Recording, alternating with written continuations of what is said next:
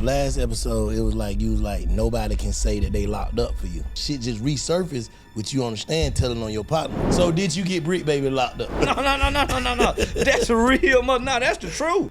How I'm gonna let something f with me? And I'm fucking with everything. How you always falling out with nigga? Like what happened with you and Woody? Nigga, I been saying a long time ago Big U in the 60s had killed Nip.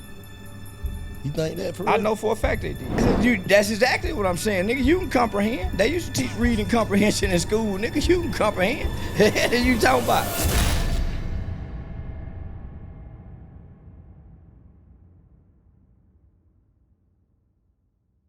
This is a Big Facts Network exclusive.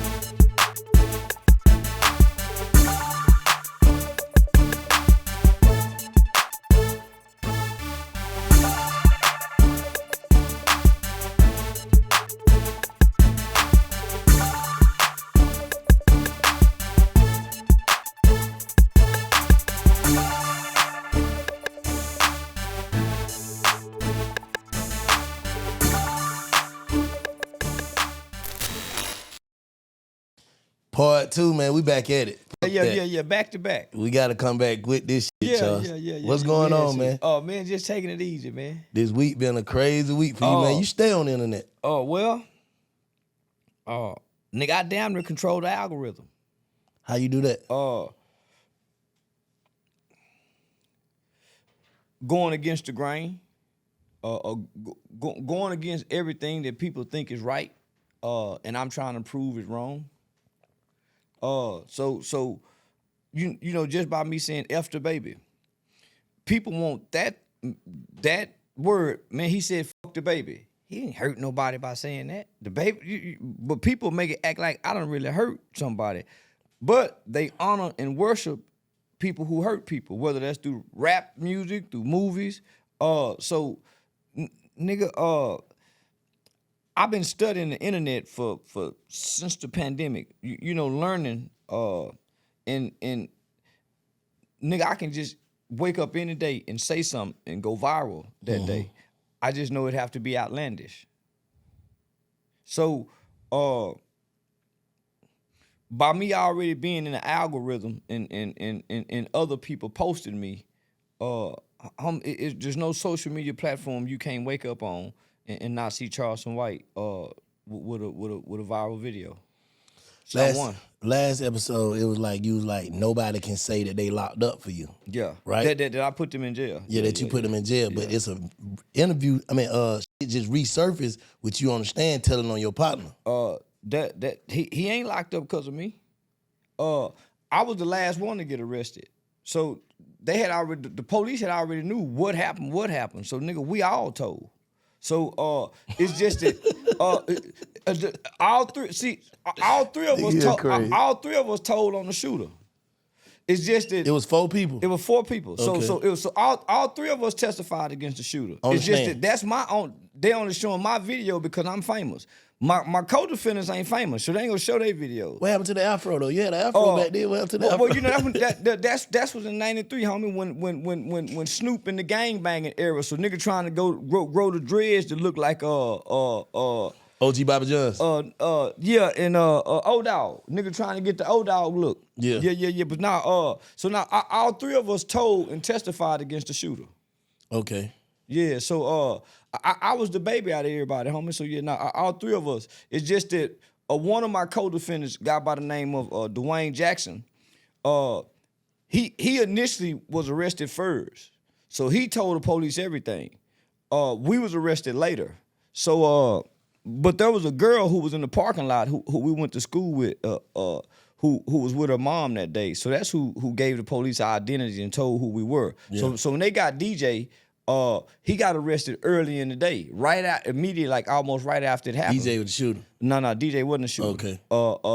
DJ was a kid who lived in the duplexes.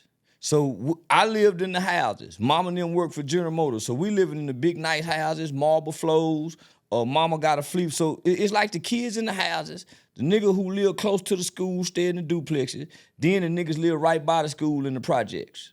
So you got the kids, I'm the kid from the houses, DJ a kid from the duplex whose mother was a single mother, worked. He was the only child, never been in no trouble. DJ was athletic, real cool nigga. We used his car. He had just bought a car. He worked. He was a waiter at Red Lobster, a waiter and a busboy at Red Lobster. So he was a real good kid. Nigga, I was going through an adolescent stage, being juvenile delinquent. You know what I'm saying? Running away from home, stealing bikes. Went from stealing bikes to stealing cars. Nigga just being a juvenile delinquent. Mm-hmm. The other two were older than us. Them niggas from the projects. Mama was on drugs. Brother was in. So them niggas were more criminal than we were. So DJ was killed by the police in a high-speed chase almost a year later. So DJ was the only one of us who actually got out right after the crime. So all three of us told on the shooter. Mm-hmm. You see what I'm saying? Mm-hmm. So nah, nigga. So I ain't putting no nigga in jail. But let me ask you this though, because you got like two different videos out. You got one video saying like, we killed the white boy. You know what I'm saying? Yeah. Like, was that trolling or? Well, that's trolling. Remember, I come to the internet, saying nigga, we killed the white man. You been shooting, and I rape white women. Yeah. So I come with those two narratives. Nigga, we done shit to white people. You niggas ain't done nothing to white people. So that's trolling. That's trolling. But then when you got me in the interview, I said, nigga, I ain't never killed nobody. Yeah. Nigga, I'm just bullshitting. Yeah. So when you got me serious, I said, nigga, I ain't never killed nobody. Nigga, I wasn't raised like that. But that got everybody's attention when I said I killed the white man. Oh, you ain't never killed nobody. I haven't. Yeah. But the culture want me to be the killer. See how fucked up we is? The culture want me to be the shooter. Because they say free the shooter, free Lil Durk, free Von. So the culture want me to be the shooter, and I'm saying, nigga, I ain't never killed nobody. Nigga, I'm just bullshit. So let me ask you something. You say, because a lot of shit, once you start getting money, you start getting in the light, a lot of shit come out, you said rape. Then now it's like a family member or something trying to say like. Yeah, that I raped her. Well, the year she said I raped her, I was locked up in 1999. Nigga, I was locked up all of 99. Soon I got out the boys' home, I got caught with 10 pounds of weed.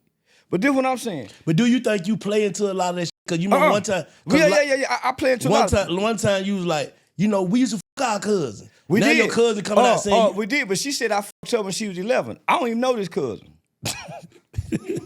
Yeah, she said I fucked her when she 11, nigga. We grew up cousin playing house. It's about equal ages. Equal ages, yeah. Nigga, I don't even know this cousin. So what you think make her do this? I don't know, money. But this is what I'm saying. Why not go to the police if it happened? Why go to the internet to some niggas I've been getting into it with online for the last 3-4 years? Who she did? Who some niggas I've been getting into it with online. Okay. So why not go to the police? Why not sue? Be a cop. You got motherfuckers getting in trouble for sex crimes from the 60s, homie. Why not go sue? Why not, if you got paperwork, why not show the paperwork? Where your mama at? Where the rest of the family at? Why is just one motherfucker saying this? All these years I've been working with kids. Yeah. All these years I've been working with kids in the schools, doing sex trafficking presentation with the Homeland Security. You mean to tell me y'all go sit on this information while I'm working with kids? You know, every time when a nigga come out, so niggas start hitting me, they's like, ask Charleston, is he banned from the school? No, I just coached. Me and Sean Cotton just coached in the schools with Terrence Gangster probably a month ago. What made them say that though? Like, what made them say what? Did I ban in school? Yeah, like Charleston banned from. Well, this is why I got banned in Fort Worth ISD schools because when they allowed Go Yayo, Lil Ronnie and Go Yayo them, the little rapper that just got killed, they allowed them to go into the schools and perform a song called My 40 Go Boom. This is documented. The school district let this little kid go up in here, and this kid promoting gun violence with guns and all in this video. When I got wind of that, nigga, I challenged the school district and made the news, Channel 8 News. Okay. And the school district got mad at me because I exposed them for that. So that's the reason why they... So they stopped letting me come in Fort Worth ISD school, but I still taught every Friday at J.D. Hall Learning Center in Lancaster Independent School District. Yeah. So basically, by you coming to the internet and being a success and being on the bullshit, it's bullshit gonna come with it. They said Jay-Z and Puffy raped a 12-year-old girl at a party in L.A. after the award show. Motherfucker gonna say all kind of shit. Where the proof at? Motherfucker gonna say all kind of shit. And why come to the internet and not law authorities? That's what I don't understand. Why not go to law authority? And you can still sue. Nigga having money, nigga posting how much he making. He's throwing, man, why not go get that money in his ass criminally? That don't make sense. In the state of Texas, homie, they go pursue the charges. You say if it Man, they go if it's any nigga, they go pursue the charges. Mm-hmm. But why sit on this for all 25 years? Then I got 12 years of community work, working with children directly in the schools, in the community, still to this day. Why sit on it? So you saying basically if I were that type of nigga, you shouldn't even let me win around kids. You supposed to been said something before I got. There you go. That's what you saying? There you go. I ain't putting no words in your mouth. Man, that's exactly what I'm saying. Nigga, you can comprehend. They used to teach reading comprehension in school. Nigga, you can comprehend. The hell is you talking about? I'm just asking, bro. The hell is nigga, you can comprehend. But this is what I'm saying. Nigga, documentation beats conversation. Documentation beats conversation. Facts. That's all I'm gonna say. What about the dude down there in I think he from Texas too. Got the tattoos on his face. He got the council Charleston page. I don't know him. Crip dude. He got a page called Council Charleston White. I don't know him. Let me see what his name is. I just sent it to what his name is. Yeah, I don't know that nigga. He be wearing a cowboy hat. Oh, you talking about the Mark? Yeah, man, and that nigga been getting into What it on the his net. Man, I ain't even finna get that nigga that light. Yeah, but I know who you talking about, the Mark, nigga. Yeah, man, I know who that nigga been on the internet. Homie, so these are my internet rivals. So these are the niggas who I started out on YouTube with beefing with. It's a whole group of them niggas, and all of them done grouped together. So it's a whole group of these niggas I used to start out beefing with on YouTube, my YouTube rivals. I done surpassed these niggas. That's why they mad? Man, hell yeah, that's why they mad, man. He be saying some crazy shit. Man, though. like a motherfucker. He said Lil CJ Casino is my cousin, and I had something to do with the nigga getting killed. Who's that? Somebody from Dallas? A rapper. Oh. Man, yeah, nah, homie, I don't entertain them niggas because this what I know. Documentation beats conversation. There's no statute of limitation, nigga, on rape and child molestation. So y'all ain't never been cool? You and dude ain't never Yeah, we been cool. Off the internet. Okay. Off the internet. So, homie, there's no statute of limitation on these type of crimes. Why go to the internet and not law enforcement? Because they'll still lock a nigga up. It's a motherfucking NBA player had to pay $20-something million for fucking on his cousin. If your pussy been violated at 11 and 12 years old, motherfucker violate my baby pussy at 11, 12 years, it ain't nothing to keep me silent or going after his ass. If I get the information, at what age? At what time? Yeah. To men, motherfucker, go to the police. Fuck going on a podcast that got poor lighting and up couches. Go to the motherfucking police. Put law, big man. So now, nigga, man, that white man, hell no, nigga, go, man, no. But nigga, at this point, man, motherfucker say anything. What's some of that shit that fuck with you though? That None of it. Because nigga, it don't stop nothing. This nigga, I done came online and said some of the most horrible shit a human being can say on social media. How I'm gonna let something fuck with me? And I'm fucking with everything. That don't even make sense. Yeah, nigga, how I'm gonna have that soft of a skin? Nigga, I done said dead people, relatives. Man, nigga, I done been brutal with my motherfucking mouthpiece. How I'm gonna let something fuck with me? Yeah. Nigga, and I wake up looking, nigga, to fuck with and fuck with people. What about the dude who be gambling? Like, what's the dude name who be gambling? Who Man, I don't even know that nigga. Me and that nigga ain't never even seen each other in person. Never. How met y'all each get other. into it? Finesse sick me on him. Finesse sick me on him. How he Because Finesse was about to get in trouble over the Lil King doing the guns and the drugs, so they were finna lock his ass up behind Lil King. So yeah, Finesse. But you call CPS on them too, though. Yeah, man, we got cool after that though. Oh yeah, why you Yeah, why we you got cool call after CPS that. on them? Chuck? Cause they let the little nigga threaten me. They let the little nigga King threaten me like he can whoop me, like he was a grown man and he can whoop me. Like, yeah, on my grandma, what the nigga say? On my grandmama, when I see you, I'm gonna slap you. What else something that little nigga said? So I'm saying, what grown motherfucker done put the camera in front of this kid's face to let him promote to make threatening? So yeah, hell yeah. But I'm trolling doing that. Yeah. Cause nigga, I ain't got no information to give the CPS where they can actually, but I made and I did it live. Yeah. So you know if I'm doing it live, I'm trolling. Yeah. So now I was just bullshit. But now me and Finesse ended up getting cool after that. Shout out to Finesse. Yeah, shout out Finesse. So now that red hair nigga. So I said something about the nigga in the Say Cheese TV interview that whoever got King now is a hoe ass nigga. Why would they let the little nigga get all on the camera and talk Finesse grown folk business about him and Sugar and when I was, so I'm saying, nigga, nigga, that's a whole ass actor. If I get you over here, homie, you ain't gonna talk down on a nigga who once gave you an opportunity and tried to help you. If nothing else, he really tried to help you sincerely. Yeah. You ain't gonna let you do him down, you know. So now, homie, so when I said that hurt that nigga feelings. So this nigga swear up and down, he spray painted my garage. This nigga said, What you mean? That nigga made a video of spray painting the garage and that it was my house. That nigga said me and him that he put me in jail. That the last time I went to jail, he put me in jail. I went for violating my bond conditions. He said me and him had a fight in jail. Nigga, he went to jail in Dallas County. I was in jail in Tarrant County. Homie, that nigga a lying motherfucker. I'm talking about just dry line. So I said, man, he can have it. I don't even want to argue with him no more. He got you. Well, nah, he just lied. Now you can't beat me lying. Nigga, I'm known as the truth teller. But he trolling though. No, he lying. It's a difference between trolling and lying. No, that's a difference between trolling and lying, homie. So did you get Brick Baby locked up? No. So you lying? Nigga. Did the same thing, John. But no.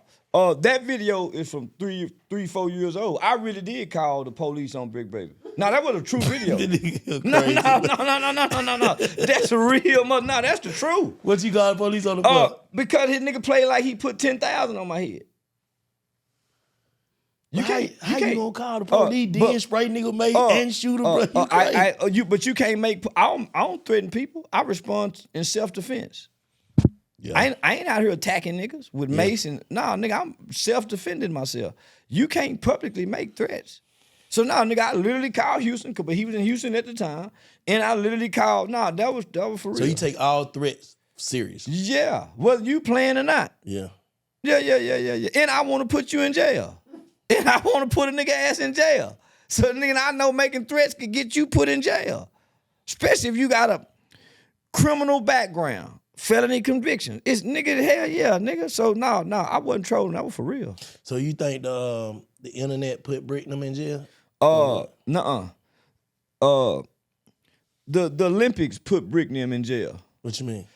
You remember when the Olympics came to Atlanta in 95, 96? For sure. You remember all the funding that this city got, all the federal funding, the police department got some federal funding, and they created an extension of a drug task force called the Red Dog. For sure. And the Red Dog had the power, the funding, the resources to go out and clean up this goddamn city before Olympics get here. Mm-hmm. This the same situation. Olympics going up there? The Olympics will be in LA in like a year or two. Oh, yeah. So it's the same situation. So we cannot allow this worldwide sport to come to this city where these niggas kidnap, these niggas extort, these niggas, man, we can't have these niggas out on the streets when the Olympics get here. So this is nothing different than Atlanta 95, 96 when the Olympics came and they created the Red Dog Task Force to go clean up the streets. It's no difference. Damn. How you be knowing all this shit? Man, economics and politics.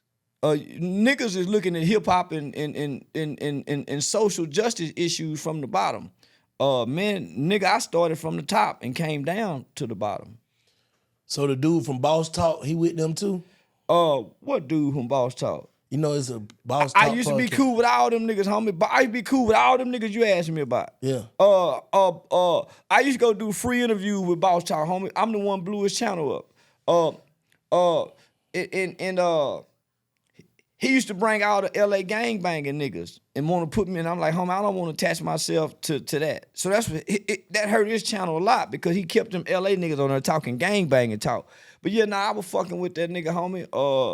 Playing we seeming like we cool. I'm doing free interviews for this nigga blowing his channel up. And they charging my wife for clothes and furniture and merchandise and shit. So yeah, homie, I used to so that's how it went left. Like that's why I want to know like how everything go left. Like they charging my bitch, nigga, for clothes, and I'm doing free interviews. Fuck, man. Nigga, I'm promoting y'all brand. Every celebrity I fuck with, I'm bringing them over here for y'all. Fuck y'all charging my bitch for these old cheap ass suits for. Man, I got mad in the motherfucker and I found out nigga, I'm mad in the motherfucker. So when I say something, and then, homie, I kept telling him I don't want to do shit with gang. Don't attach my name to gang banging shit. Cause at the time, that's when I was going around telling everybody Big U and them killed Nip, the Rolling 60. So nigga, it's a whole lot that I was saying about what's going on now about them niggas, and I was saying it on them Boss Talk podcast. So them LA niggas would get. Hold on. You said what? Nigga, I been saying a long time ago Big U in the 60s had killed Nip. You think that for real? I know for a fact they did. Nigga, I went to the funeral with the Rolling 60s.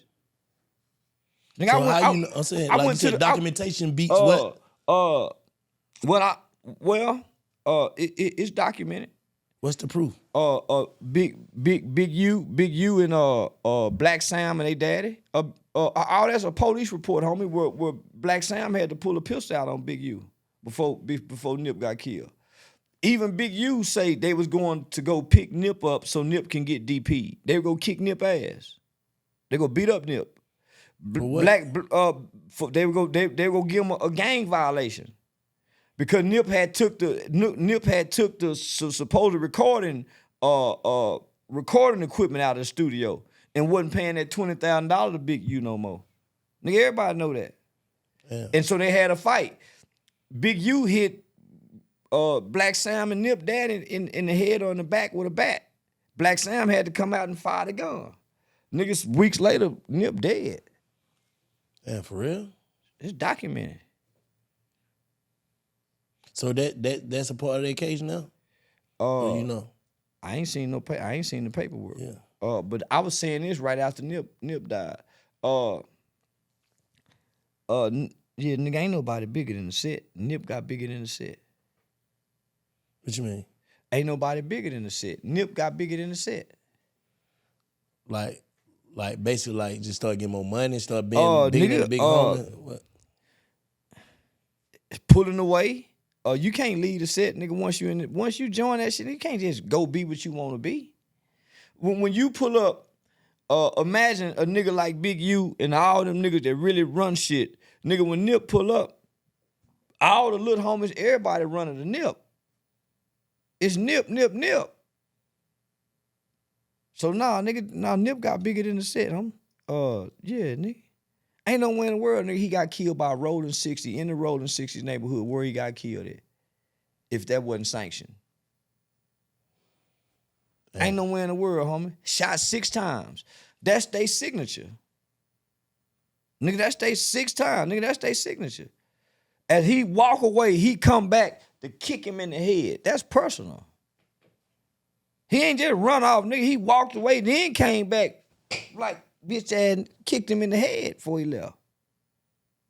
Damn. So I was getting into it with them niggas alone. So that's how me and Brick was getting into it. Because I was saying shit like that. Saying, man, fuck them niggas. I'm gonna kill Nip. But y'all still admire and adhere to them niggas. Ain't nobody turned on them niggas. You saying after that, ain't nobody turned on? Yeah. No, Cowboy took the stand and told. Who that? Nipsey Hussle partner. Oh. He took the stand and told on who shot Nip. Oh, the dude that was locked up. No, the dude that's locked up for it now. That's who he's saying shot. Cowboy is the one in the parking lot. Nipsey Hussle's homeboy. He was in the parking lot when Nip got killed. He took the stand and testified against Eric Holder. Okay, yeah. The hip-hop community ain't mad at him for that because they love Nip. So we pick and choose. But here we... But it's a different... No. Here we are. This is a 14-year-old kid. You. Me. Okay. These are grown men. I was a 14-year-old kid, you know? Not from the streets. I'm saying from different perspective, could you say that they was victims and you weren't a victim? You was on a crime. That's the difference. If a nigga going to do a crime and you tell on your co-defendant, that's ratting. Murder or death is trauma on both sides.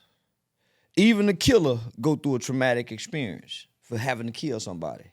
Nigga have dreams. So niggas try to play tough. But nigga, when you kill somebody, are you responsible for killing somebody? If you've been raised Christian, nigga, you start to, man, am I gonna go to hell? You start having them dreams about going to hell. If you've been raised Muslim, you start to have them dreams about going to hell. You done killed somebody. It's not who you are. Most niggas have a spiritual belief. So now you got these dreams you got to wrestle with. Now you got to go see a therapist, a counselor. Nigga, shit just ain't going away. And you saying to a kid. So now, nigga, it ain't no way to keep playing gangster. Because now reality done set in. I'm just being rebellious. Nigga, reality done set in. And I don't understand the severity of this. All the adults around me do. The psychiatrist, the psychologist, mama, judge, nigga, so they letting me know how serious this is. Nigga don't know how serious this is at 14 years old. And nigga, I'm not raised not to tell the police. I'm raised to talk to the police. Nigga, my mama go take you to the police station and tell them people the truth. So basically you saying you just being rebellious and you knew better. I knew it. Yeah, nigga. That's what I'm saying. So after all that, right? Yeah. When you got out, what you was on? Did you like, okay? I went to go enroll in college. Now, when I got out, I wasn't playing gangster. Nigga, as soon as I got out, homie, I tried to go enroll in University of Arkansas. My cousin was already going to school down there. Yeah. So he wanted to be the weed man. And so I take a trip with him coming back home, and nigga, we get stopped with 10 pounds of weed. Ain't a pound mine. But I got to go do some time for it. Or after that? Yeah, wasn't a pound mine. Nigga, I was going to enroll into the University of Arkansas in Fayetteville, Arkansas. Damn. So yeah, so I did almost all of 19. So I got out in 97, late 97. We got caught like August of 98. I did all of 99 in a boot camp. And I got 5 years deferred probation after that. But you ain't tell on him.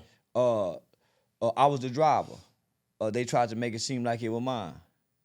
Yeah, but nigga, I went to trial. Yeah, I went to trial and had a mistrial. So they offered me the boot camp, a regimented program. Did that 5 year deferred probation. Nigga, I worked on jobs. Why the nigga ain't take it lick though?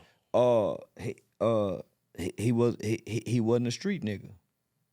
These ain't street nigga. We ain't street people. These is niggas caught up into the culture. So you figure 1998, 97, 98. Master P had just dropped Ghetto Dope. Nigga, we in our early 20s, 2021. Master P just dropped Ghetto Dope. Nigga, in the black community, during that time, selling dope was almost like the 80s. The rewards of selling dope was so big and great. Master P done come with an album, taught you how to cook crack. Remember crack like this. The whole culture is promoting drug dealing, crack selling, and hustling. You know how many young boys jumped off the porch just trying to do this because they put it in the music? Nigga, we following the trends in the music. Tupac done killed the gangbanging with his death. So, nigga, all niggas in college tried to sell a little weed, lose their financial aid scholarship, got caught in college trying to sell weed. You know how many niggas got kicked out of college for that? Coming from good homes, Fucked up right now today because they got a possession with the intent to distribute. They lost their financial aid. Now they can't go to college. We was them kids, homie. We don't know no motherfucking take no lick. And you done got stopped in this motherfucking country town. Ain't no taking no lick. All y'all getting charged with this. Nigga, ain't no taking no lick in no rural country town, nigga. All y'all getting charged. And that's what happened. Let me ask you something. Last time we was talking about like how them folks will come in, like when you doing the youth organization shit. Do you think like with you and them, they trying to say like basically that shit was a front? Well, it was, and so that's why I never took the funding. Because most niggas gonna take the funding, and like he said, man, I paid my rent. So you go buy cars, pay your rent, you go get your mama a job, but you still tied to the streets. Nigga, I did it for 12 years, my nigga, and I made sure everything was clipped from them streets. You can't have no nigga working with the organization, homie, and he's still going back. He got 1 foot in, 1 foot out. And then them people, you have to itemize. You getting this grant funding, nigga, you have to itemize how you spending that money. If you bought paper clips, you got to show you spent $3 on paper clips. Nigga, if you bought thumbtacks, all that have to be accounted for. And that's where they get niggas at. So that's a part, I think that's a part of the shit I seen that they was saying like, he basically taking the money to further, you know what I'm saying, some street shit. Yeah. But sometimes that shit can get. It can't, homie. Not when you completely separated from the streets. It can't get confused. Oh, you saying not when you okay. when you done turn completely away from wrong, there's no way your right and your wrong can be confused as being mixed together. But can your past be confused with your present? You don't think so? Man, them people know. Man, them people know. No. Man, when you turn away from your past, it's a real disconnect that people can't connect with. Yeah, they can bring it up, but they can't connect you to your past as if you still doing what you once used to do today. Yeah, I done disconnect. Man, motherfucker can't come back and say, yeah no, nigga. And I done heard some shit about you from being in the street. So, man. Shit. So, they nigga, trying though. Nigga, once you really, that's what the word repent mean in the Bible, nigga, to completely turn away from. You think you can outrun your karma? I don't believe in karma. Cause white people been outrunning theirs. I don't believe in karma. I think karma is a poor motherfucker's concept. Break it down, Joe. Because that's a Hindu belief. That ain't no Muslim belief. That ain't no karma. Because if I believe in God and I believe in Jesus, nigga, the mercy and the grace does away with karma. God's mercy and grace, nigga, does away with karma. Okay. So I don't believe in karma. I think that's a poor motherfucker. But you only get mercy and grace when your heart is pure, right? When you really done with some shit, you can't. Well, it's a lot of times you done been in jail, and you done said, God, man, please, man, I ain't gonna do it. And at that moment and at that time, in your heart, you were sincere. God honors that moment. Yeah. And then you go back out and do the same shit again. God honors the heart for that moment. So, nigga, long as you sincere and wanting to change, yeah, you may slip and fall, but nigga, the sincere of the heart is wanting to do better. It's just trying to find a way to recondition the mind, nigga, so the actions change according to the heart. Because the heart and the mind ain't the same. Them two different components that you got to work on. So, I don't believe in karma because niggas bad as white folk been to us, nigga, they ain't received no karma. Damn. Damn. So I don't know if I believe in karma either though. Nah, listen. I think we've gotten away with more. We've gotten away with more of doing wrong than what we done got caught with. For sure. And so, man, nah. But I think if you just a fucked up person, fucked up shit happened to you. So is that karma? Me and Jeffrey Dahmer did some fucked up shit for a long time and nothing happened to him. Man, Jeffrey Dahmer done some fucked up shit for a Nigga long some time, bullshit. and nothing happened to him, my nigga. This shit. Man, nah, man. You're crazy, man. So let me say this. If we really believe what we believe there's an element of our society that kidnaps children and are pedophiles, people that went to Jeffrey Epstein's island. How can all these people live in secret and do all this fucked up shit and we never get to see karma get them? So you saying karma just some shit to scare us? Poor people. It's a poor motherfucker concept. Like the boogeyman. It's like the boogeyman. Shit, man. Yeah, fuck man. niggas do last a long time. Man, long time. The good niggas be shit. That's why I be praying, bro. Try to be a good nigga now, man. Like, God, man, should I go still be a man? Shit, man. Nah, that's it. That's crazy though. Yeah, karma's man. just like the book, like Santa Claus. Man, like Santa Claus, the Easter Bunny. So yeah, man, motherfucker, they used to scare me with that karma shit. But nigga, I've been paying attention in life. You believe in the universe though? I believe in universal laws, yeah. Yeah, I believe the universe has laws, and if you break these laws of the universe, that's the same thing as karma, almost, right? If you jump off this building, you know gravity don't take you up, you going down. That's one of the laws of the universe. They ain't got nothing to do with karma. They ain't got nothing to do with karma, man. Real shit. Yeah. You can't say, man, that nigga was stealing last year, so this is his karma. Yeah, man, that ain't got nothing to do with karma. Yeah. Nigga here crazy fuck. Damn. And they just got my boy Yellow down there. Yeah. That caught me off guard. That caught me off guard. You know, the streets always said it. The streets go, you know, the streets talk. And they go try to connect the dots before the investigators. Yeah, they always solve shit before. Yeah, and they solved this motherfucker like 2, 3, 4 years ago. But man, Mo 3 didn't give that nigga no chance. Man, that nigga was in a lose-lose situation. Nigga shooting at you, trying to kill you. Nah, that little nigga was on their ass. Huh? That little nigga Mo 3 was on their ass. Oh, see, I don't know what happened. I never met Mo 3, but I met... he was on their ass. And he was going to put in that music. You know, that nigga Yellow Breezy, Sprinter got shot up. He got hit that time. That little nigga say he did it. And after he did it, he went and got his dick sucked. Yeah, that little nigga was on their ass. So, yeah, they had to put that fire out. Yeah, they had to put that fire out. Did it divide the city though? Yeah, it did. It divided the city like a motherfucker. I see the new crew, they kind of bring them some young players. Yeah.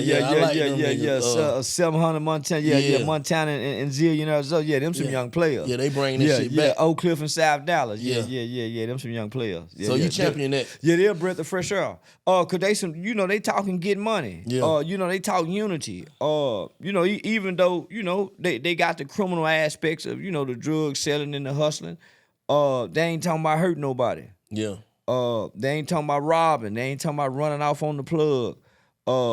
You know, some young niggas can get some, you know, that's out there in the streets and in their life can get some game from them. Yeah. And those that ain't can really vibe to it, you know, in a clean, good way.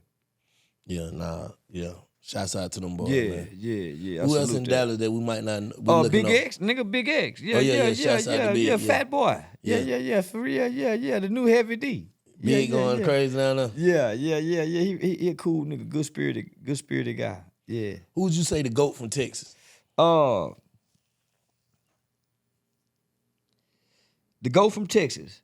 Man, you gotta go DOC. It's getting funky, nigga. Wait, yeah, you gotta go DOC. You know, you know, if it wasn't for that car wreck, nigga, when he got with Death Row, he would have been a bad motherfucker. Yeah. Then you go down to Houston, and that's, you know, to go out of Dallas. Then you go down to Houston and, you know, man, Scarface, Pimp C, Bun B, shit, man, DJ Screw, Fat Pat. It's crazy when you ask young niggas, they say Sauce Walker. Nah. No. Why you say no? Sauce a fly nigga. You know, don't get me wrong. Nah, they just saying for like The GOAT, how he put his niggas on, like he changing the game. You know what I'm saying? With whatever he doing, like Sauce Factory, strip club, make sure everybody with him eating. DJ Screw did that before Sauce did. Okay. You know, that's where the Screwed Up Clique come from. That's where the Young Thugs and the Lil Key. So all them names we Slim know, Thug, yeah. all them come through DJ Screw. But somebody got to fill them shoes, and they right. Sauce filled them shoes. Okay. Yeah. Somebody got, you know, it's just like homie. Somebody got to fill Pac shoes, Biggie shoes, Malcolm shoes. So no, nigga, Sauce filling them shoes. But maybe probably them young niggas went around to see what they wasn't. actually vision what Screw did. So now they seeing in real time. You know what I'm saying? Yeah. Sauce a product of that. You know, a game related young nigga that you know he putting it down. Nah, that nigga putting it down. I fuck with him. Him and his daddy, the whole crew. Yeah, I fuck with them niggas. And I used to get into it with them niggas kind of sorta. For real. Yeah. Why? You be starring shit or niggas be coming at you? I think I was starting shit with them. Yeah. I think I was starting shit with them. Fucking with that little nigga. It was either Rizzo or Peso. One of them. I was just fucking, but I'm just bullshitting though. Fucking with all rap niggas. You know, when I was getting into it with them niggas, homie, the whole rap culture was my target. Because I know, man, most niggas in the rap industry aren't who they are when they on camera. They some different kind of niggas. And so I wanted to attack the image, that imagery of the hip hop culture, homie, that gangster image. And so that's what I've been setting out to do. So that's why I come out from the get saying, nigga, I tell on you niggas. Nigga, I want to be the nigga in the neighborhood that feel good to call the police if I tell you not to walk in my grass. You need to keep walking in my grass. That old nigga. No, homie, But then you let me say this, Charles. You came out like that, but now you looking like the rap niggas. I was looking like this for then, though. It's just at that time I was broke. But if you caught me for when I wasn't broke, nigga, I was looking like this. When y'all put the camera on, I was just broke at the time. But if you caught me 7 years for then, nigga, I had the cars and the jewelry too. Oh, you did. Nigga, I've been a strip club nigga too. Yeah, nigga, this ain't new. No, nigga, so it's just magnified now. But nigga, I always been this. Y'all just caught me when I was broke, nigga, frustrated, going through one of them times. Yeah. Now, you can't eat you, bro. You can't listen, nigga caught me at a time, homie, when I didn't want to do nothing wrong. Even if it meant being broke, nigga. Okay. I ain't want to do nothing. I ain't want to do nothing wrong to get no money. I didn't want to beg the community to do what Big U did, to take the money. Because, you see what I'm saying, nigga? So I didn't ask the community for money. I said, hey, y'all, I'm having backpack school supply. Can you bring me backpacks, pencils, paper? Hey, man, I'm having a shoe giveaway. Can you bring? So I never asked for the money because I didn't want to even be tempted to do what Big U did. Nigga, take this money and go buy some weed with it. Take this. I ain't even want to be tempted, homie. And then I didn't want a bunch of money. Because I feel like if I got a bunch of money, I do just what I'm doing now. Say, man, fuck the community. So I never asked for no money. Because I was passionate and I was walking in purpose at the time. But nigga got burnt out. So because you didn't get the money, like through funding, you don't feel obligated to the community. Because you went and got it on your own. No, I went and got it on my own. Well, I remember meeting a guy in San Marcos at one of the Texas Juvenile Justice Department events. And man, the white people seeing the passion. And they saying, Charleston, if you don't put no business aspect with all this passion that you have for the community, you're gonna get burnt out. Because that's what happened to most black leaders. Homie, they so passionate, nigga, they giving their time. Nigga, they stand at the church later, at the community center. They going home to their wife and their wife or their girl saying, baby, you sure been gone all day. Baby, it's late. He got to get up early in the morning and go right back. And so the family looking at you saying, man, he's spending a lot of time, a lot of energy, but we still in the same position. We're struggling. You done become a hero to them people out there, but nigga, your value is diminishing inside of your home. Just like the preacher. So nigga, after years of that, and then you fighting with the community. You fighting with the community. Cause shit happening in the community, and you saying, man, nigga, them niggas shot up an old woman's house. Man, I hate you, nigga. I fuck you. So, nigga, I'm fighting with the community, and then gotta go home and explain why I'm helping the community, but it's not making progress at home. So, now, nigga, once you study all our great leaders before us, all of them died broke. Yeah, you said that. And I didn't want to be dumb and stupid like Dr. Martin Luther King. To die out here, nigga, fighting these people. And my own people might kill me. And nigga, my kid won't get nothing. I didn't want to be like Malcolm X, who kids grew up and nigga, the boy set the house and killed Betty Shabazz. Grandkids don't have no reference for what Malcolm did nor the black people. I didn't want to make those same mistakes. So there's a scripture in the Bible that says a wise man is one who focuses on storing up a inheritance for his children's children's. So I didn't want to ignore my children's children and be out trying to repair the community, and I can't repair my own home. So nigga, and having going through that, just so happened to be on the internet, and the internet became my outlet. But nigga, I'm frustrated, man. Fuck you, and I'm broke. And yeah. So now, nigga, the internet woke me up.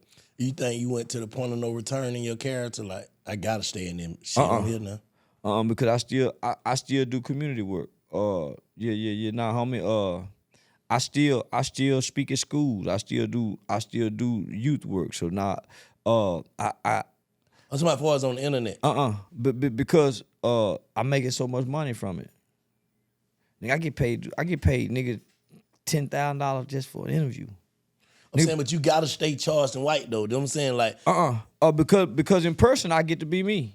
Yeah. The nigga in person, if I be the internet character, ain't nobody gonna like me. Know what I'm saying? If you don't be the internet character on the internet, do you think it'll work? If you go back like the bow tie swag. Nah, homie. I can't ever go back to the bow tie swag. That's what I'm saying. So no. I can't. You right? Yeah. No. You right? No. I can't. I can't ever go back to the bow tie. Yeah, swag. you can let them up. All right, my bad, y'all. I would have to let the gray beard grow like Dick Gregory. So I would have to make the transition like Dick and them did. So there's gonna be a transition that's gonna take place at some point. For sure. You know what I'm saying? Yeah. So eventually that's where it goes back to. What I started out doing. Yeah, eventually because this is just a vehicle that gave me a bigger voice to what I was already talking about. Because I still haven't gotten away from what I talk about. You just putting the, what you call it, what you say you do, shock? The shock and awe. Yeah. Mixed with the satire comedy. Yeah. So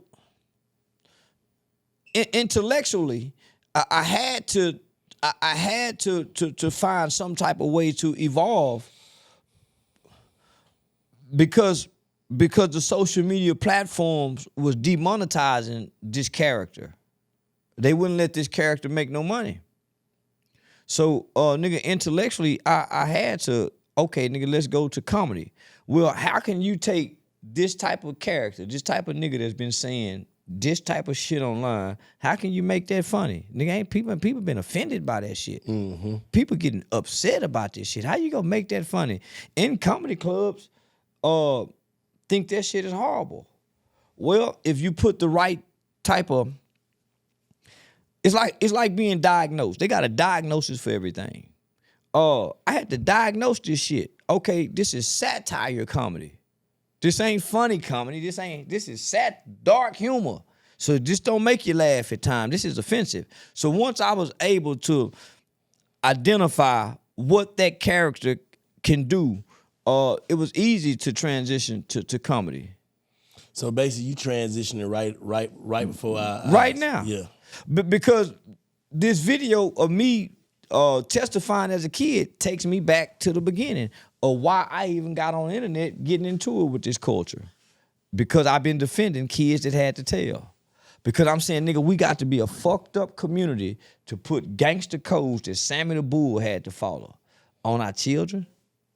Nigga, mama come in and say, son, you need to tell the nigga go against mama for a street code at 12, 13, 14. Think about this, my nigga. But he's saying y'all niggas will smoke your ass. But they not smoking you because they hate you and they angry. They smoking you because they impulsive. That's why the Supreme Court ruled that you cannot give a kid life without parole because the mitigating factors is that kid have an undeveloped brain. Damn. And the human brain does not develop to at or around the age of 25 years old based on the prefrontal cortex. So this kid did not logically, rationally, and reasonably kill you. It was out of impulse. This kid done this with an undeveloped brain. You ask this kid why he did this, he really don't even know. It was what he felt. And he come from abuse. He come from trauma. He come from neglect. So his brain might not even develop till he's 30. So you want this kid to make, but when it's time to sentence this kid, when you playing black against white, you saying white people should give this kid a break because he's a kid. Them white folk wrong for giving a nigga 70 years and 19 years old. You say they wrong. But you look at these kids with your street codes just how the judge look at them when he sentenced them. You applying the same street codes on your kids. That makes sense. I'm applying these same harsh laws on them. Yeah. But I'm wrong as a white judge. No, you're wrong as a culture. You devour your children with these codes. Damn. So how do you determine, like, if you a nigga out here and you see a kid with a shyster mask on, with a pistol trying to take your shit, do you not hold him to the same standards as a man with a gun? Yeah, you kill him. But you kill him. You kill him. That's what I'm saying. But the same thing. You gotta understand he not developed. But this is different when you saying the court of law. This is not the streets. See, y'all keep applying everything to the streets. Everything that y'all try to understand, you try to understand from a street standpoint. No, I'm saying if I'm a nigga that work, how do I look at this? If you a nigga that work, what you mean work? No, I'm saying if I'm a working nigga and I see a little kid trying to take my car, but I know his brain not developed, what do I do? You call the police on him. How? It's at gunpoint. How the hell I call the police? You give him the car. You give him the car. You know how many partners I had in there, nigga, that done killed somebody because he tried to wrestle with the gun? See, No, I'm saying, but I got a gun. You respond how you respond. You kill him. You shoot him. You know, it's a your life or my life situation. But do I supposed to feel bad because this is an undeveloped kid? No. But you do supposed to have compassion. A natural human would feel bad. Yeah. Because nobody want to kill nobody when you're a natural human being. Nobody wants the burden of having to take somebody's life.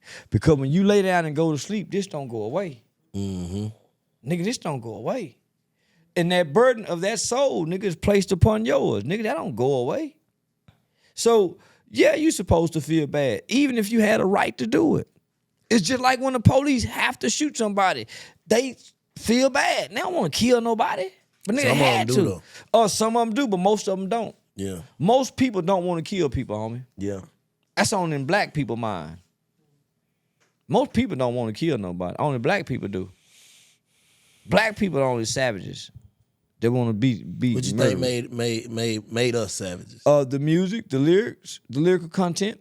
So I remember being in church one time, and the preacher says, faith comes by hearing the word of God.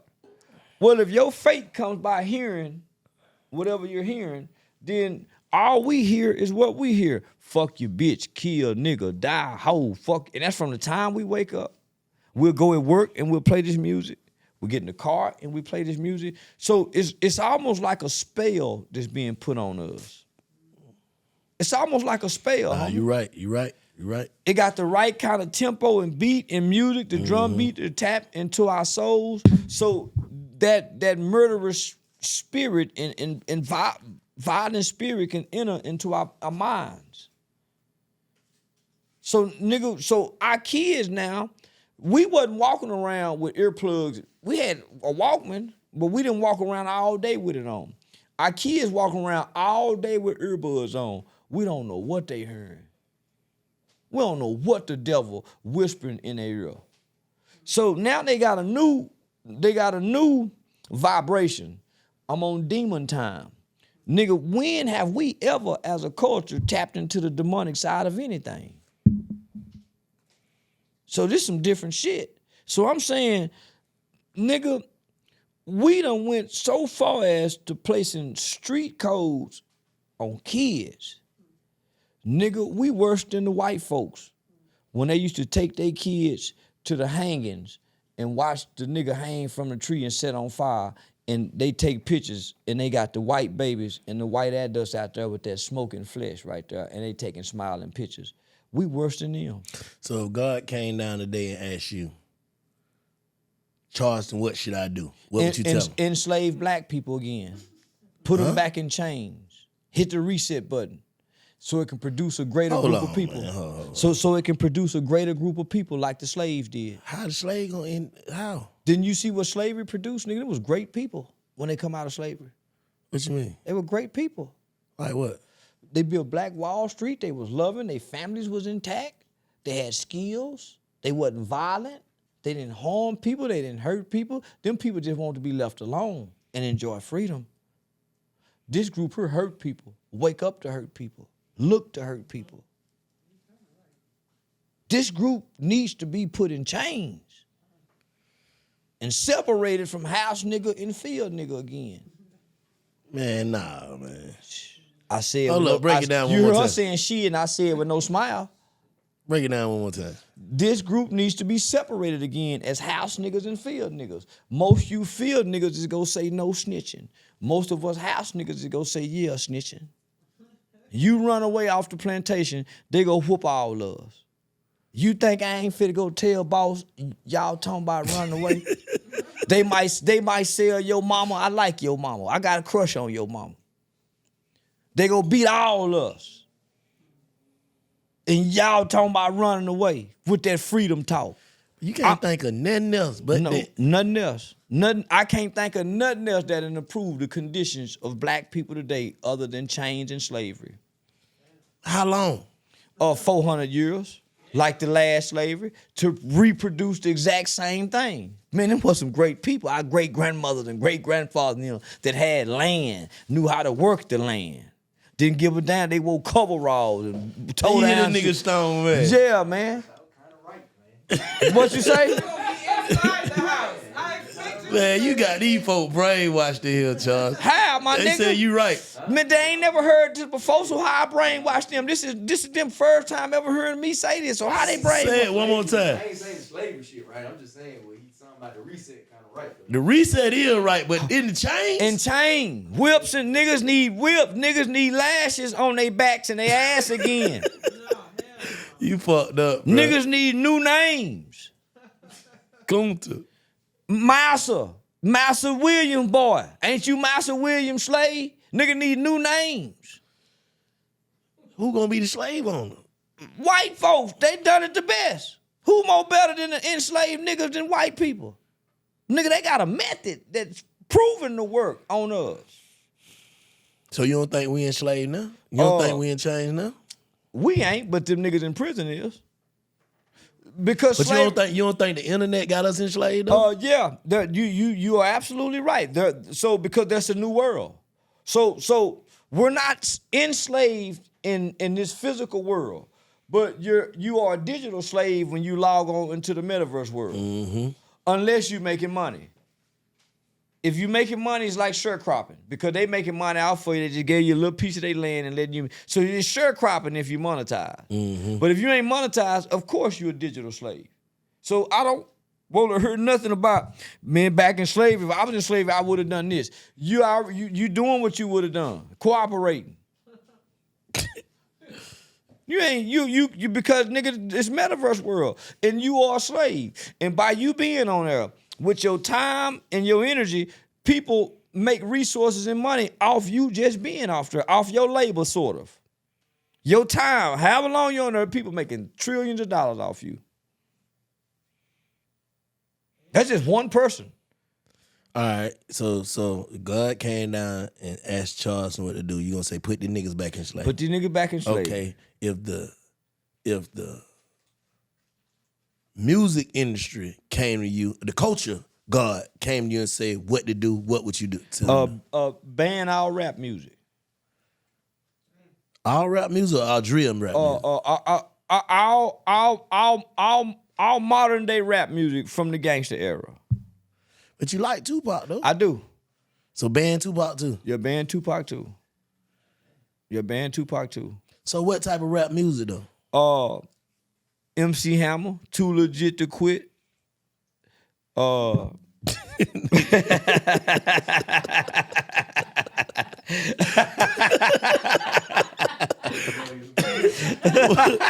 else? Shit like that. Not Luke. You know, Nelly is getting hot in here. You know, song like that. Okay. Yeah, song like that. Yeah, song like that. Popular rap music. Pop like songs. Yeah. So okay, put the ass in chains. Ban our rap music for at least 10 years. Okay. To create a new mindset of children. And ban it for at least 10 years. Give their minds something else to hear and to perceive and to project. Okay. All right. The Supreme Court system said you can make one law. What would that be?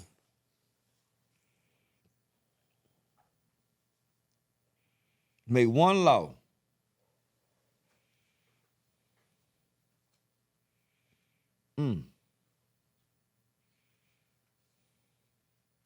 Make one law.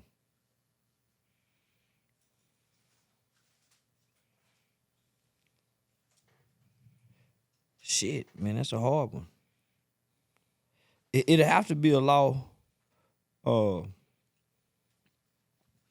that children.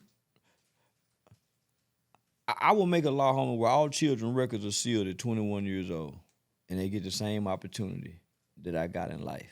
That's a good one. They get the same, cause right now today, nigga, you get in trouble. So you get in trouble at 14, 15 years old for stealing a bike. It don't go away. Nigga, I was afforded the opportunity because I lived in the state of Texas, and my governor at the time was Ann Richards. In Texas law, at 21 years old, my record was sealed. So there's no history of this other than that video. That's why ain't nobody came with no paperwork. My records were sealed. So when they do a background check, there's no history of me ever being locked up for a murder. So I got a second chance at life. I niggas looking at you at school and shit after you did that. Like, I didn't go to school. Nigga, I was in the boys' home till I was grown. what about boys' home and juvenile and shit? What they were doing? Nigga, everybody had murder cases. So I went to Giddings State Home and School, which was a facility that houses Texas' most violent youthful offenders. So the age limit was from 12 to 21. So it probably about 400 kids. Out of that 400 kids, I think it might be like 50 girls. So it was a co-ed facility. Back then, the street codes wasn't applied. So a lot of kids had testified against other kids. So that homie, the street codes hadn't applied. It's a lot of niggas who got caught murder cases at 16, 17, and nigga, you don't know your big homie told. But he told. They homeboy just ain't said nothing. But nigga, I went into the boys' home. Within 1 year, shit, nigga, I joined the gang. Because the camaraderie, the brotherhood, and it was fun. Nigga fighting, it was fun, nigga. So and at that time, gangbang was just starting to take off, 91, 92. So yeah, by time a year and a half in, nigga, I had joined the Rolling 60s. The nigga, same shit. Yeah, I had joined Rolling 60s, nigga, and had, they would call me C-Nut. That was my little gang name, C-Nut, Crip Nut.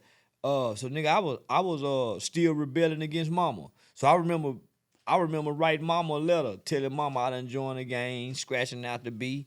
Nigga trying to find his independence away from that single motherhood. You know, nigga trying to find, most niggas been trying to reject mama. That's how they ended up in the street, running from mama. They mama's boy. They don't want to be mama boy no more. So, nigga, so, I started running, nigga, I ran that facility. By the time I was 16 years old, on that stand, I ran that facility. I was a little old bitty nigga. I wasn't the toughest, I wasn't the baddest, but nigga, I'm a sharp little nigga, and I'm real charismatic in a group of people. Nigga, I was a motherfucker in there, but I'm just playing because I want to be accepted. Think about this. When I was 5 years old, I fell in the washing machine. I broke everything from my waist down. Nigga, I was in a full body cast from 5 years old to like 7. I had to learn how to walk again at 7 years old. So nigga, I ain't really get to play outside. I ain't get to go to school. I had a private tutor. This is 7. When I was 8 years old, I put my eye out playing with a homemade slingshot. I had to have 9 eye surgeries from 8 years old to 12 years old. Where do I get to be street and learn street shit at in between this? Nigga, so when I'm in the from 8 years old to 12 years old, I done had 9 eye surgery before having my eye removed. So I had my eye removed in the 6th grade. So nigga, the 6th grade, really the 7th grade. Nigga, the 7th grade is the first time I done got to go a whole school year and be a regular kid. 8th grade, I catch a murder case. How I'm a street nigga? Nigga, I'm a handicapped kid, been out here playing bullshit. Nigga, how I'm a street nigga? Nigga, I just learned how I'm a street nigga to not to snitch, nigga. Nigga, I've been in the hospital all my life. Nigga, I finally get to, nigga, come on, man. I'm just hanging with some kids to fit in. So when I get to the boys' home, nigga, I get exposed to the gang culture. Well, coming from a single parent home, being a little disabled boy, not being able to play football, nigga, the gang culture was everything a nigga was looking for when you're a young Braveheart. I'm a young Braveheart. I'm just been having some medical issues. So, nigga, when I get to gang culture, man, I want in. Because I want to be accepted. I want to be a part of something. Nigga, I ain't none of this. This shit ain't in my heart. I'm just going through an adolescent stage where a nigga rebelling, going against right, because the culture promotes wrong. But as you grow up, you begin to mature. Now, my brain developing at 18. So, nigga, at 16, I'm already 2 years in on the murder when it's time to come testify. I'm already 2 years in. Nigga, I ain't no killer. Somebody lost their life. You want me not to be honest and somebody lost their life? Nigga, I used to tell the truth when it was time to get a whooping. Nigga, I used to tell the truth when it was time to get a whooping. You want me not to tell the truth for murder? And this is the ultimate crime in human existence. As a kid, you want me to be that tough. That tough. Depending on how you was raised, you can be. Mm-hmm. I wasn't raised like y'all, brother. Let me ask you something though, Charles. So do you think that's what make you like got this against gangs now? Because you feel like you was chasing some shit that was make-believe? This what I know. This what made me go after it. Because the culture tricked me. The gangs didn't. The culture, black culture did. Nigga, before black culture, before gang came, we were dancing. Nigga, we were doing the kid and play. Nigga, we going to house party, nigga. Yeah. Nigga, we were doing the nigga, we weren't biking shorts. Yeah. Remember that era of biking shorts? Yeah. Nigga. Yeah. Hammer pants and shit. Come on, man. Yeah. Them shoes with the gold tips, them Giorgio routine. Come on, man. We just left this. Yeah. Now, 2 summers later, we want Dickies and Chucks. The culture shaped this. So when I grew up, I say, man, they tricked me. As I began to develop mentally as a young male into a man, and then became a father, and I began to reflect on my life, the type of home I came from, nigga, I supposed to go to law school. Nigga, I was getting saving bonds in the 80s, nigga, in the 4th and 5th and 6th grade. Nigga don't even know what saving bonds is. Nigga, I had a piggy bank. I got a weekly allowance. I gotta pick it. Nigga wasn't comprehending that kind of talk. So, nigga, when I look back on my life, had I listened to my mama, had I done, nigga, I supposed to be a lawyer in law school with all these niggas that's running these companies, that's living the square life, who we was thinking was wrong but was right. So I realized the culture tricked me. So here come now, I'm grown with kids. I started noticing, nigga, the culture tricking this group too. From working with kids. That's where my shit come from. Man, they go trick another group of kids with this bullshit. They tricked me into thinking the gangster shit was the way because gangsterism was promoted through hip hop. They started showing Eazy-E and NWA behind prison bars. Express yourself. That's where it starts at. Then they start showing the chalk outlines in the Tupac video with the gun. Then later on in life, they showing the kids the bodies. They was indoctrinating us. So, nigga, we indoctrinated our kids. Most gangster niggas got a son or two that's trying to play gangster in their shoes. But once they grew up, the other kids ain't got nothing to do with the gangster shit. So I'm saying, nigga, we gotta attack this culture because Confucius once said, he who controls images controls minds. They're controlling us through hip-hop imagery. Gangster killing, dying. Niggas in jail. So when I look back on us, they showed us Superfly, the Mac, Penitentiary 1, Penitentiary 2, Colors, Boys in the Hood. Nigga, we started adapting to all this that we had seen by way of the culture. So now the whole culture, the whole black culture is street, and we saying our kids supposed to follow the street codes too, even if they taught or not. Damn. Half these niggas ain't standing on the code, so how you expect the baby to? Over half. Not only that, you telling the kid to go against his mama. If my mama say, tell me who done, we go, you saying, man, you supposed not go against your mama? Man, what we teaching our baby? I ain't gonna lie, you got me looking at it in a different light because I feel like, because you know, soon as these niggas, somehow these niggas be online with them switches and all that shit, somehow when they put up the nigga high school diploma picture, you know what I'm saying, or his football picture. So I'm like, I'm thinking in my mind, you know what I'm saying, thinking like from, you know, some street shit like, nigga, you know what you doing. You pick up that pistol, you shoot a nigga, you know what you doing. But you saying, nigga, brains don't develop today. I'm not saying that. All the medical data and research says. Yeah, that's what I'm saying. Like, so, but I'm getting it from you. Like, I never knew this. Yeah. Until you just said this. Like, so that's why. So homie, that's why when you ask kids why you do that, they really don't know. When they say I don't know, and you be saying, yeah, you know, you old enough to know, homie. Children are impulsive. They don't make logical decisions. They don't have the brain capacity. So there's a component of your brain that's called a prefrontal cortex. It's right at the front. When you're young, it's a space in between.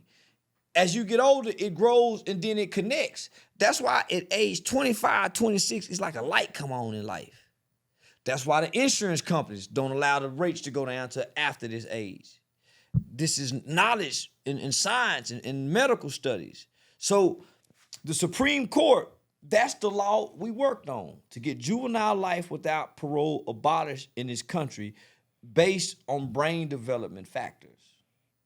That was presented to the Supreme Court that says these people cannot make logic decisions at this age. I don't care how horrendous the crime is. So I'm telling people, I grew up with children who killed their mothers and their fathers.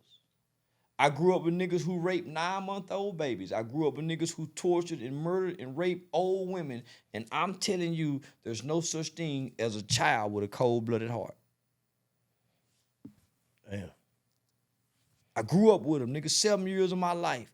We went to therapy. We went to groups together. Children mimic what they see. They repeat what they hear. All behavior is learned either directly, indirectly, or by observation through environment. So when you see this nigga been abused, when he toting that gun, shooting it, I guarantee you he have. That's why he's so angry and ready to fire that pistol. But nigga, I done watched all my partners I know nigga, I met niggas in the boys' home in 91, 92, 93, 94, 95, 96. I got out in 97. Many of them niggas went to prison in 93, 94, 95, 96, and 97. And they did 18, 19, 20, 21, 22, 23, 24, 25, 26, 27, 28, 29, 30 years for crime they committed when they was 12, 13, 14, 15 years old. Can you imagine nigga being locked up 30 years from 12 years old? Terrence Sampson did. He stabbed his next door neighbor 93 times when he was 12 years old. What kind of monster can drive that in the child? Well, he wasn't no monster. His daddy used to beat him. The same shit that his daddy did to him, he did to his victim. Nigga did 30 years on, almost 30 years, 29 and a half years on him. And he was a good kid. When he got to prison, he didn't stab nobody in 29 years. If he was a monster like that at 12 years old, at some point within 29 years, he gonna repeat those actions again. He never did. He got out of prison, never killed nobody again. So nigga, I can go line up over 50 men who I was locked up with as children who all committed murders. They different now that they shit done grow together. Yeah. Hey, let me ask you something. What you think, like, justify the death penalty? Like, what crimes? None. Yeah, none. So niggas shouldn't be put to death for nothing? Nah. At no age? Nah, hell no. Yeah, I don't even agree you're supposed to get a death penalty for killing law enforcement. Yeah. Make it, life. What about kids and shit? Life. You ain't God. America kill kids. When they go drop bombs and shit in places, man, kids ain't off limits. You drop bombs, kill kids all the time. Police kill kids. Kill Tamir Rice. Yeah. Shit. Man, fuck them kids. Give them life. Can't be Kids saying fuck the man, kids. kids ain't that important. Because Yes, if it was, man, stop playing, man. Kids ain't that motherfucking Bruh, important. you fucked up, bruh. Man, listen. If kids were that You important, just said, hold on, Charles. Man, you look, just sat there and said these folks ain't even developed yet, They bro. ain't. You confused me, but bro. they ain't. But kids ain't that important because if kids were that important, we'll put way more focus on them. If kids were that important, there was no way. There would be no way we would allow drill music to have gone on as long as it You would. saying kids ain't, you ain't saying they ain't that important in your eyesight. You saying like the world don't feel like, they ain't that important to the world. Yeah. Because if it would, homie, there's no way we would sit back and allow what we got going on. There's no way. If kids were that important, homie, we would have been created some type of task force that went against hip hop's drill music scene. See, I'm gonna tell you what we doing, bro, right here. See, most people let you say shit and just let you run with it. I get clarification. But like, I mean, you clear it up, yeah. And I let them let me run with it, whether they, But you saying, hold up, nigga, so you really getting clarification. Most people don't do that. Yeah, and then how I hit the internet, like, he said kids ain't that important. You saying kids ain't that important. If they were, y'all would be doing this. Yeah. You get what I'm saying? Homie, only intellectual people like yourselves is picking up on this. And there's a lot that's watching this do. You got me breaking it down for the people that's go hear that and just run with it. Yeah. Yeah, and I'm saying this ain't for them no way. Fuck 'em. Yeah. Those that hear it, get it, homie. Man, you can look at me and tell, anybody can watch me and say, man, nigga really trying to do some kind of good. He ain't that fucked up. The nigga say some fucked up shit. So you know, motherfucker that got sense can say that. Yeah. But if I done offended you, you can't see that. You have to put your feelings aside, homie, to really hear what I'm saying.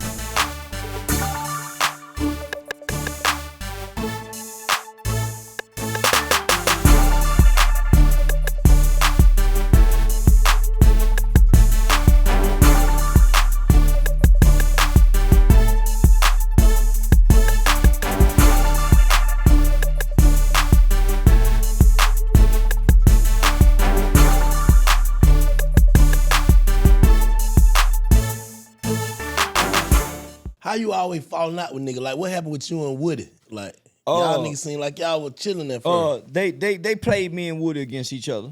Who are they? His management team used to work for me. So Okay. me and his management team, we were best friends at one point in time. She's my best friend. Me and her fell out cause she got in my business between me and my lady. Rather than staying my friend and my employee, she got in my business. So that's how me and her told fell. on you or some shit? In a way. Yeah. In a way. You know how they is, side piece, main piece. She ain't, and she got information on both. Okay. Yeah, so me and her fell out. So initially when she started trying to manage Woody, how she was able to get Woody, she used my name. I used to be Charleston White's publicist. So she used the old contact list to get him his bookings. So she called me and asked me to help him with him. Initially I didn't want nothing to do with him because I was fucking with Yak Gotti at the time. Yak Gotti and them family, Thug and them people, doing a lot of shit out here in Atlanta that would have caused backlash to the people who I was doing it with from fucking with Woody. Mm-hmm. So she had hit me up again and asked me to do something. And I was like, man, I don't want to do nothing with no nigga who done kill people. Unless they trying to walk in redemption. So once he done the Danza Project interview, I had seen something different. Like, That's why I'm about to ask you, do you feel like he really walking in his walk? Yeah, now? he really trying to. But at times I see a nigga straddling the fence. At times I still see where he want motherfucker to know who and what he used to be. And he want to remind people at times. I see that. But that come with it though. Nah. You don't think so? Nah, nigga. When you shed the skin, you shed the skin. When you a snake and you shed your skin, you shed that old skin, homie. Yeah. Ain't no you cleanse you remove you even remove the residue. What would you tell him to do? Like right now at this point? I wouldn't tell him to do nothing. Cause nigga, I ain't got no business watching him. Yeah. I ain't got no business watching him, so I wouldn't tell him to do nothing. But I'm just saying, like OG the young nigga, if it was you and you be like, and you see he wanna not just him, just any nigga. Well, this what I tell anybody like him. And exactly. That's what I'm saying. And I should tell him all the time, homie, remember you got victims. You got people you done actually killed and hurt. You gotta always remember that. Nigga, nothing them mama and dad and them still over there.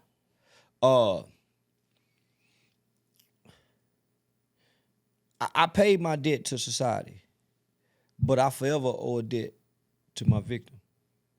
Forever. So knowing that and taking responsibility for that, that takes empathy. You gotta have empathy.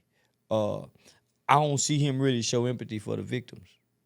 He salute Thug the greatest rapper, but the other shooters, but I don't never hear him make reference to the victims. So that would be my advice. You can't forget them victims. You niggas really hurt people. People really died behind what you niggas was doing and did. I ain't never hurt nobody. Damn. Yeah, I hurt feelings, but I ain't made nobody mama. But in this new, like you said, in his metaverse? Metaverse. In his metaverse, feelings is the new death. Once you hurt a nigga feeling, they feel like they dead. Yeah. That's if you operating as a woman with a man's, body. A man ain't moved by his feelings. You right. A man ain't moved by his feelings. I be laughing at that shit. Yeah, man. man. That shit funny to me. The little boy and the woman stay in and the little girl stay in their feelings. Mm-hmm. That's why the mama got to holler at the kids all day. She in her feelings. That's why the kids arguing back and forth. I ain't brought harm to the people, homie. So when I'm getting into it with these niggas, I'm saying, nigga, at the end of the day, y'all brought harm to the people. Fuck what I done said. You niggas used to shoot up shit and kill shit, and it got a history of it documented. So when I look at him and I say, man, at one point in time, Atlanta, Georgia had you ranked as top 10 most violent people in Atlanta because you were hurting people. Nigga Shell Kell was mad at the motherfucker about me fucking with Woody. My nigga was getting all kind of backlash from niggas in prison. He was just way in the background in the picture. He ain't even in the picture. Nigga done blew up the picture, seen him in the background. Man, why you fucking with him, man? So nigga was mad at me in Atlanta for fucking with Woody. But I saw a nigga that really was trying to repent. Oh, let me ask you something too. You say niggas gotta remember that they did see the people. Okay, what about a person that you can see they do got empathy? They do feel as if though they done switched it up and they walking in their real light. Those are the ones God uses. They become the light in the dark paths. Everywhere they go, they light up the path. Those people. It's just like Michael Jackson in the video, Billie Jean. Everywhere he stepped on, the sidewalk light up. Those people like that light up everywhere they go. Their hearts are different. How can you tell though? They actions.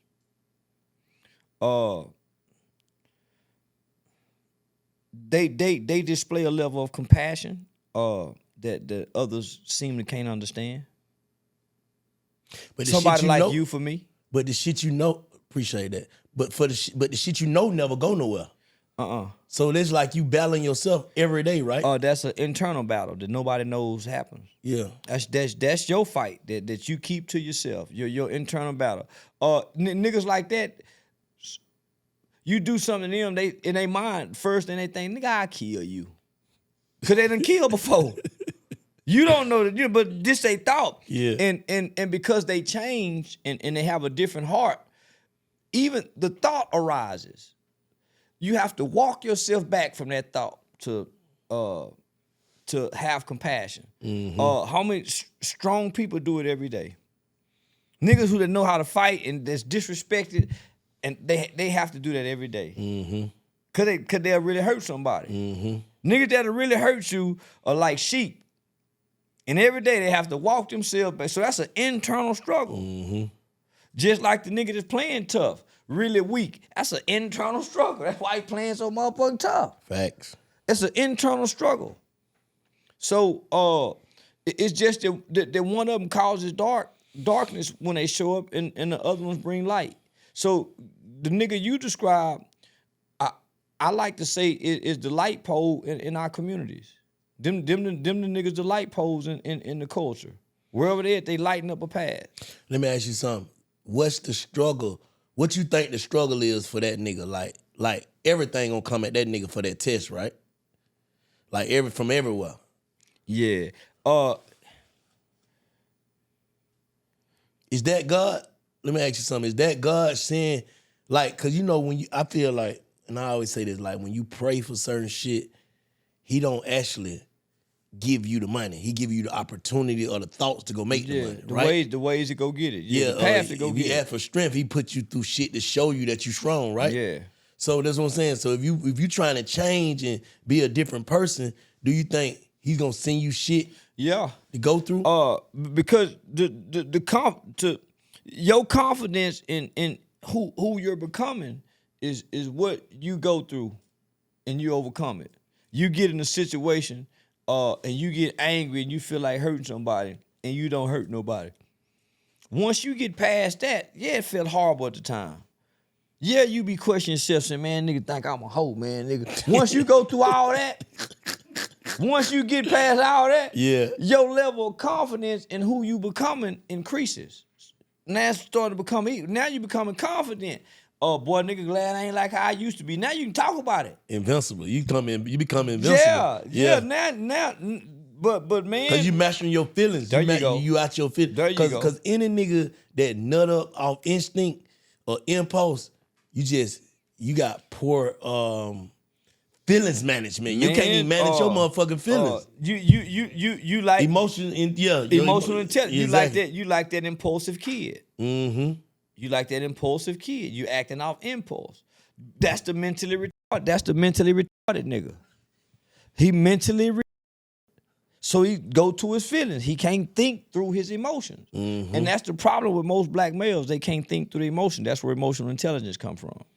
Now, I had to tell my son this. I broke it down to him the way he got it when I was like, bruh, if a nigga can show you, can say something to make you feel something, he can fuck you. Damn, so Cause nigga, when we talk to bitches, we say something to make her feel hot to fuck her. So if a nigga can talk you out of your life, he can talk you out your ass. Them niggas in the penitentiary have started to do it. They stopped taking it. Them niggas, this new group of prisoners don't take booty. They talk them niggas out of it. I heard them niggas say it all the time. Man, niggas talking them niggas out their ass. They ain't taking it. So you ain't lying. No, that's the truth. Like, cause Man. a nigga can orchestrate your feelings. Nigga go to macking on you. Nigga go to macking on you, man. Yeah, shit. Nigga go to Mac telling you it's gonna be all right and all that other kind of shit. And you need some comfort. They go to give you them comforting words. I heard you say one time like jail is the best place for a nigga. For behavior modification, it is. And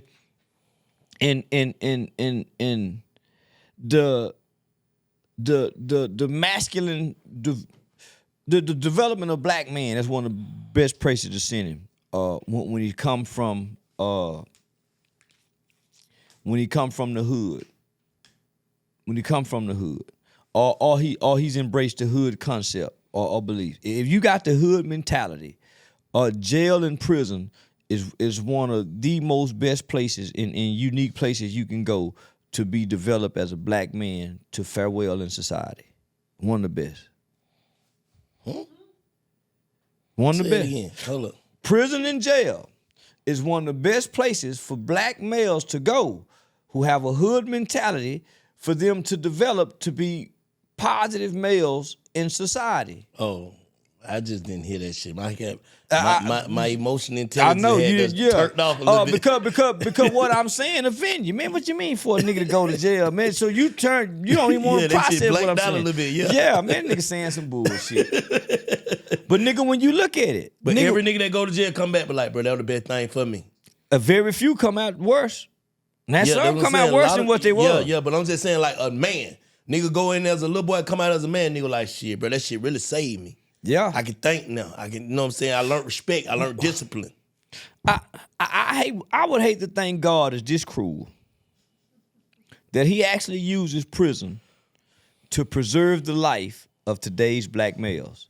Because if you don't send them to prison, they're gonna die out here in the streets, or they're gonna kill enough people where they're gonna get life without parole and ruin their own life. So it's best to send them to prison the way we've been sending them to prison over the last 30 years. If nothing else, it preserves their life, where if nothing else, they get to live the back end of their life from their 30s on up or their 40s on up.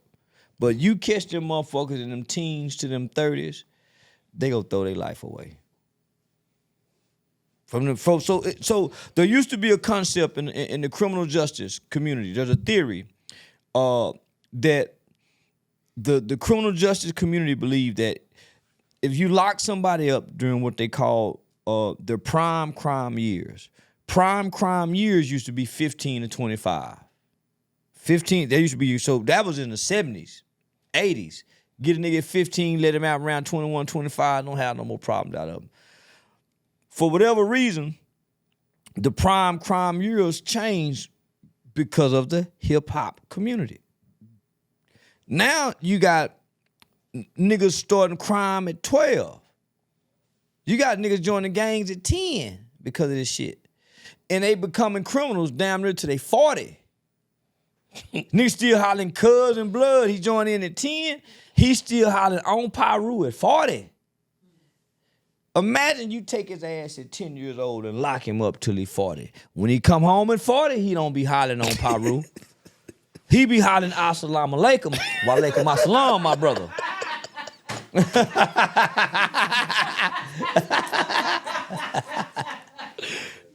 So that's how. So these people been studying this shit, homie. And it ain't been wrong. So I'm just coming with a different way. Hey, if you had to guess, right? If you had to put yourself in that room after they said slavery was over with, right? The planning after that, like for niggas. You know, because there was a plan after slavery. They had to come up with another plan. What would you guess that they plan was? how many people were born into slavery, so they didn't know what to do. Some stayed. I'm talking about the white people. Oh, the white man, to put them back in slavery. I found this on the web for if you had to guess right. That lets you know they be listening. They did us like that last time. Yeah. Homie, they plan was to put us back in slavery. In what way though? Because we weren't gonna go and change. So what way you think they did it? What? Because it worked. Something worked. Well, that's where they came with the 14th Amendment and saying we're gonna make them criminals. So the plan was 13th or the 14th? The 13th. I'm sorry. Yeah. The plan was to criminalize all of us. That was putting us back in chains because slavery was only abolished except you've been duly convicted of a crime. Yeah. So why you think the conviction points at us, the conviction rate sits? Why you think that lays at our feet? That 1 in every 3 of us will go to prison or be on some form of community supervision in our lifetime. So they're saying, okay, you nigga might not go to jail or prison, but how many of you nigga go get probation? A bunch of you. A bunch of you. And in between you getting probation, you go to jail, you go do this. So, nigga, we're going to hinder you some form or another by way of this criminal justice system. That was the plan. And it's been working. Man. Nigga, that was the plan. What's the rest of it though? Because I'm thinking like this internet, all this shit is pre-planned. Well, we ain't been having. Like you say, hip hop, all that shit. Hip hop was a phenomenon that nobody seen that would take America by surprise. They dismissed what hip hop would probably. They didn't take this serious. Between hip hop and the internet, they couldn't have predicted that. Homie, they didn't think them beatboxing ass nigga would go become what it is today. A worldwide, no. I'm saying, but when they saw it and were able to predict it, they had to start trying to channel it. You know what I'm saying? They did. That's where guys like Tupac, who was poetic turned gangster, went from dancing. That's when they took control. By the time they took control, you had black leaders. When they was trying to channel it, here come the East Coast and West Coast beef. Divide and conquer. Now you got black politicians like Miss Dolores C. Tucker, who done got hip and see what they trying to do with this genre of music. She started trying to go after the genre of music. The young niggas in the genre of music, fuck you, bitch, Dolores Tucker, you's a motherfucker. So nigga, she get pushed out. And nigga, they take full control of his industry. Now, this what we got, nigga. All drilling, killing music. We used to have a variety of music. LL Cool J, Common, Andre 3000. You used to have a variety of different type of niggas that rap. Now you got all one type of rapper, a killer rapper. A killer rapper. Yeah. It's all you. Ain't no more variety of type, you know. But don't it always switch up? I think it's gonna switch back over to something else. Because at first it was the hustle rapper, like you said. Niggas in school want to sell dope. Well, that was the plan, because during that time when hustler rapper was it, we were still in the middle of mass incarceration, and they were still using the drug sentencing laws to wreak havoc amongst the community. So they were using the music to push this to fuel mass incarceration as well as to shape these laws. From drug trafficking, niggas, so they was able to gather up everybody through the music by way of the culture, by way of drug trafficking. Everybody was selling dope because of the music. So it wasn't a trend that rappers set. This was intentionally done to fuel mass incarceration. This was the new Jim Crow. This the new Jim Crow. We just can't identify it because we enjoy it as entertainment. But nigga, this the new Jim Crow. That's what I'm asking you. Like in the room, they had to come up with all this shit. They didn't come up with hip hop, but I'm just saying like. Well, they had to figure out a way to deal with it because nigga, this was hip hop was revolutionary for black people. Mm-hmm. Headed for self-destruct. Nigga, this was a revolutionary kind of movement in the beginning. So they had to take it and commercialize gangsterism to kill the revolutionary spirit in it. They had to. Tupac after MPMD. I mean, after Public Enemy. Nigga, Pac was starting to go into politics right before he was getting killed. Starting to have speeches and yeah, man, them niggas they had to. Yeah, they had to. You think them nigga Keefe D and them all them niggas? You think that shit real? Yeah. It was fun and game when he would give an interview laughing or getting paid for it. Now he crying, nigga. I want out of jail. Man, they ain't got no gun, man. Man. But nigga, 3 years ago, nigga, he was talking about how Tupac was breakdancing when them bullets was hitting him. And the accounts that he was giving, homie, man, them people already knew. But he played himself. He got federal immunity. He didn't get state immunity. But this is what I'm telling niggas. So that don't override the state? Two different entities. You got federal immunity, not state immunity. Damn. I thought the feds supersede everything, though. I know niggas still got to go do state time after they do their fed time. Or I know niggas got to finish their state time and then go do their fed time. Yeah. Yeah. When they want you, they want you. What about Suge? They just denied Suge go die in there probably. Suge doing interviews and shit now, though. Yeah. He talking. Who he talking on? He telling situations and talking on everything. Oh, you saying just talking on the podcast? Yeah. Yeah, well, man, homie, them niggas in jail. He won't out. The judge just told him, we denying you. You got to do the rest of them 20-something years. Man, they go saying anything from that jailhouse. You think Puff had something to do with that pop shit?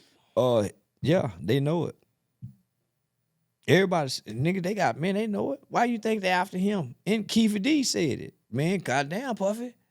Just say, man. He even said it.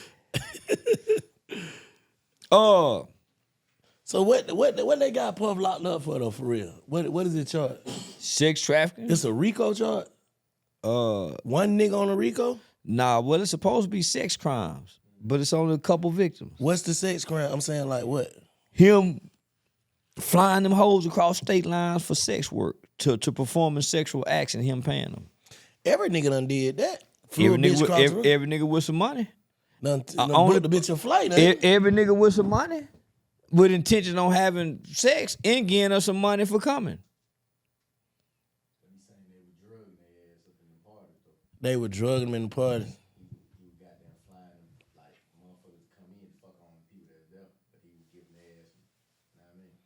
How many victims it is? Just one on the case, Cassie. Everybody else civil. So that's what I'm saying, homie. If a motherfucker do something to you, you gonna go criminal or civil? Both. I'm going criminal then civil, like Nicole Brown Simpson family. They hit OJ criminally first. Let's go put the criminal charges on him first. Cause it's gonna be hard to win civilly and you ain't win criminal. So I'm gonna go criminal. You think he come home? Who? Puff. Puffy? I think it's a good chance he is. Yeah, I think it's a good chance he coming home. They ain't got enough on him, I don't think. You a super troll, bro. Where you come from, bro? The internet created this, homie. Because when I came to the internet, a nigga was genuinely trying to convey a message of black empowerment and youth development, youth engagement. But nigga, the internet wasn't trying to hear that shit. The internet was saying, you ain't never killed nobody.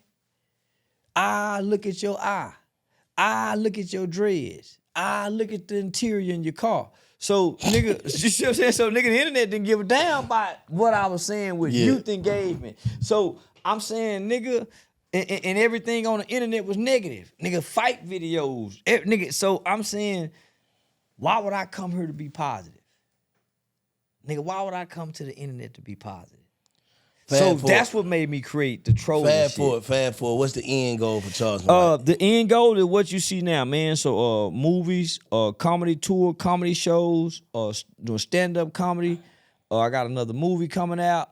So niggas transitioning the internet persona, the internet character, the trolling traits and characteristics and putting them in staging on the movie, homie. So that's the end. And still talking this talk. Yeah, still So talking should this niggas talk. take you literal?